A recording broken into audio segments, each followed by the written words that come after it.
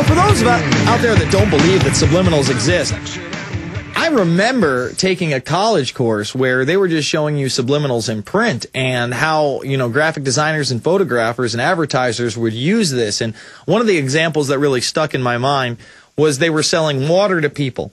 And how were they doing this? Well, they had a lead in. They first of all, in graphic design, when something catches your eye, it tries to bring you forward to the main subject matter. So I think this was for avian water, and it was, you know, a beautiful woman in a tub full of avian water, and you could see the water on the top, and there were empty bottles everywhere, and, you know, there was water dripping down her face, and we went over maybe 50 or 60 subliminals just in that advertisement alone, and we went over stacks and stacks of these things. So it is a reality, and it's much more sophisticated on television. We're talking to Mark in Oregon right now. We're going to be going to AZ, came back, Wally, another Mark, and more.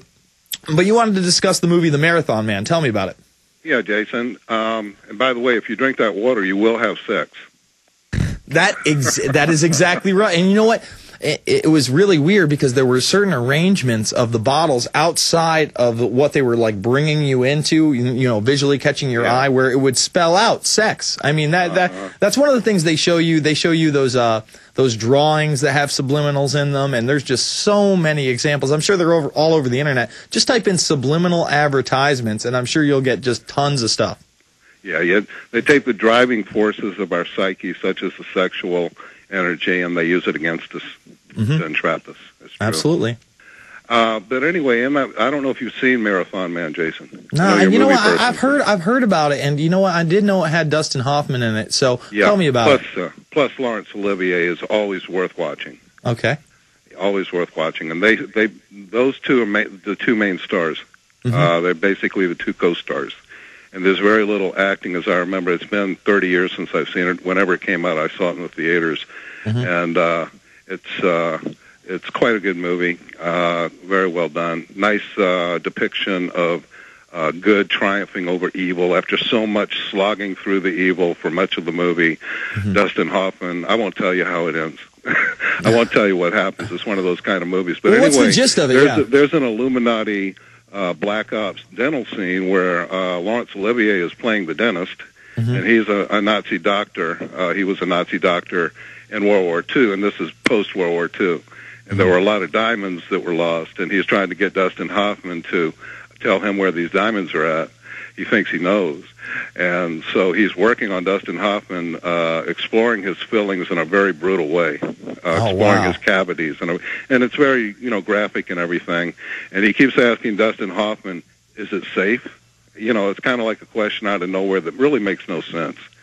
But it made sense to me when I heard that report that Alex and Bob Chapman gave this morning, or what they were speaking of concerning that, you know, at least a substantial fraction, if not a majority of the people that were there at the Bilderberg meeting were feeling that the agenda is getting out of their control, that it's kind of like a train going on too steep a grade downhill that's going faster than the train can slow it down, okay?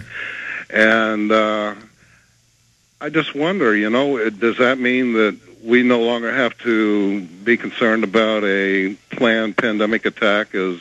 I don't think so. I think we have to worry about that. Listen, I don't think there's actually going to be a big pandemic, but I do think they're going to try a mass vaccination program. And maybe when there isn't a pandemic everywhere, they'll say, look how great this was. Look how many people we saved. We didn't have an outbreak. Talk about it in the future. I'm still thinking about it. All right. Hey, Mark, I thank you for the call. We're going to go to other callers on the... God bless you. Other callers on the other side, 866-582-9933. Folks, go check out my films. Go check out A Loose Change Final Cut, Fabled Enemies, and get psyched up because I'm working real hard on Invisible Empire, coming your way soon enough. Back after these messages. All right, we're going to go to Wally, Mark, and others, but I want to go to Arizona Racer in Arizona first. You're up, Racer. Yes? No? Maybe? Hey. Jason. Yes. Hey, buddy, I want to tell you thanks. You and Alex are the greatest. We're all out here supporting you, brother. Thank you. Hey, we've all watched your films. We know what's going on. Now, did someone mention blackjack earlier this week? Yeah, we've talked about blackjack a lot, and let's just do a synopsis for people now that we're in the top of the third hour here. Right now, what we know about blackjack and the hexadecimal codes that are out there is the first one said this is simply not entertainment. The second one said that beware of Ardent Century, beware of vans with some logos on them, and not all federal agencies will be involved. It also said further warnings will be given at jackblack12.info. Now, that website originally had one counter. Now it has two counters and a photograph of a building out of D.C., I believe. A lot of people think because Ardent Century, and excuse me for one moment. No problem. That Ardent Century, which is actually occurring, and they're warning about it, that on the 22nd, on Monday, some sort of a false flag attack is going to occur. Let me give you my take on it, okay? I think that this guy figured out, or didn't even figure out, kind of planted it maybe on a forum or whatnot with the hexadecimal code after it didn't come out early enough for him. Then all of a sudden it comes out that these messages are in blackjack. They already know that the quote-unquote conspiracy community has written about it because of its unbelievable overtones of false flag terror to bring in world government. You know, that is very suspicious. And again, I've done several stories on this, several hours on this on the radio, talking about how it shows you the picture of the Amero that's a hoax. You know, not that an Amero isn't a reality or in the future, but some people have said, this is the Amero. Look, I have an Amero in my hand right now. This Amero is real. And they showed a picture of that very Amero that turned out to be a hoax. And I've had people call into this program. You know, I was at the Denver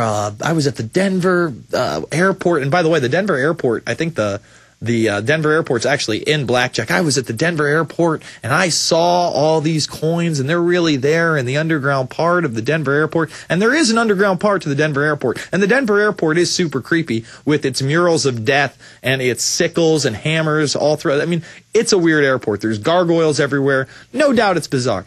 Now, when the attack doesn't happen on the 12th or the 22nd, which it will not, I really do not believe there's going to be an attack. The guy who did this is probably going to come out. He's going to write an op-ed piece or something, or the Guardian, or I'm sorry, the Telegraph is going to do a story on it. Ha ha! Look at all these conspiracy nuts. They all bought into this conspiracy theory that a false flag attack was going to happen. Well, it didn't. Here's what tells me that's the case. jackblack12.info is owned by the Guardian. The domain name is owned by a mainstream media outlet, okay? So if the domain name is owned by a mainstream media outlet, you would think it's just not somebody inside the staff trying to warn people, correct? Otherwise, he would have registered it privately. Second of all, it would have been very easy for him 5 or 6 months ago when these things were put in newspapers. I think it was like February and March, for him to go to a .mil site and pick out a drill, because there's so many drills going on. I'm going to hold you over so we can discuss blackjack a little bit further on the other side. Infowars.com, or go to the Infowarrior.com and check out Stephen Colbert talking about the Bohemian Grove.